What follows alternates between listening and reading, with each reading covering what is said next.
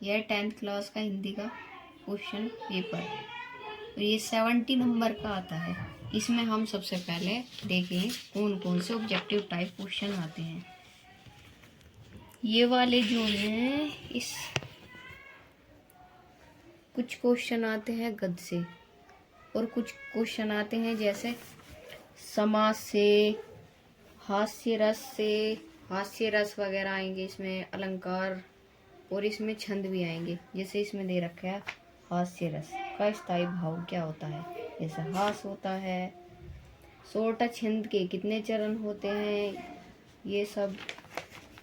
और इसमें उपसर्ग भी आते हैं, जैसे उपदेश शब्द में प्रयुक्त उपसर्ग क्या है, इसमें आएगा। उप प्रत्यय भी आते हैं और समास भी आएंगे, पर्यायवाची भी, संधि भी, विभक्तियाँ और वचन। ये हमारा पहला पार्ट समाप्त होता है। अब खंड ब की बारी। इसमें हमारे गद्यांश जिनकी हमें व्याख्या देनी होती है, इन दोनों में से हमें एक करना होता है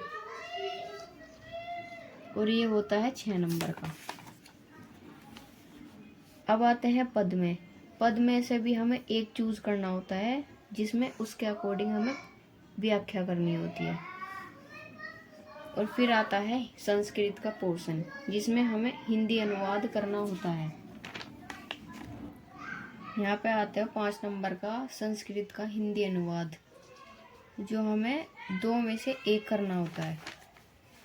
संस्कृत में ऐसी पद्य होता है जिसकी हमें व्याख्या करनी होती है। और ये जो है ये हमारा,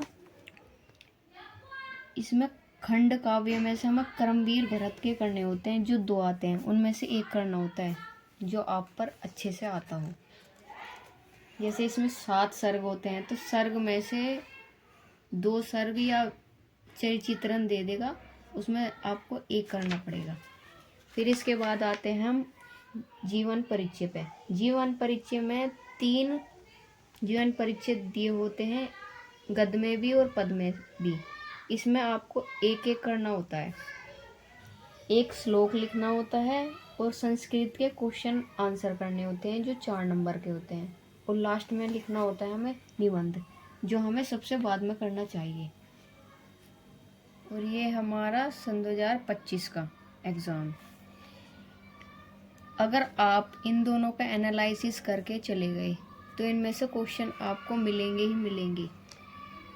जैसे इसमें भी कुछ क्वेश्चन आते हैं गद्य के और पद के, जिसमें हमें राइटर्स के अकॉर्डिंग करने होते हैं। जैसे किसी का निबंध दे दिया, किसी का उपन्यास दे दिया।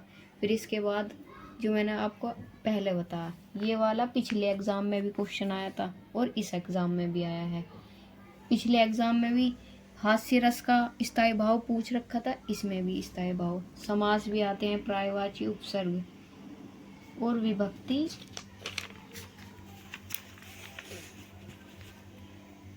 और इसमें जैसे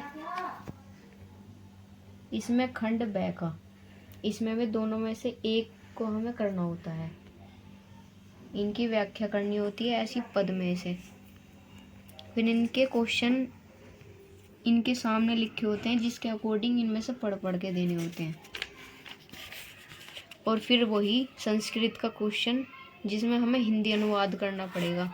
2 में से हमें एक चूज करना है ऐसी पद में। फिर इसके बाद कर्मवीर भरत का चरित्र चित्रण आ जाएगा। जैसे इसमें 2 क्वेश्चन दिए हुए हैं तो इसमें हमें एक करना होगा। फिर उसके बाद हमें जीवन परिचय 3 दिए रखे, उसमें हमें एक करना होता है जो भी हमें याद है, गद्य में भी और पद में भी। फिर एक श्लोक आएगा जो 2 नंबर का होगा। प्रार्थना पत्र आएंगे, ज़्यादा हार्ड नहीं होते, सिंपल होते हैं। फिर संस्कृत के में 2 क्वेश्चन करने होंगे जिसमें से हमें 4 नंबर में से जो हमें याद है 2 करने होंगे। फिर लास्ट में हमें निबंध करना होगा, जो सबसे लास्ट में ही करना चाहिए।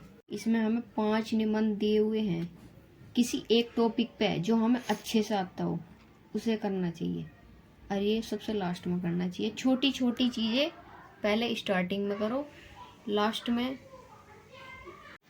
ऐसे ही जानकारी के लिए हमें सब्सक्राइब, लाइक और कमेंट करें।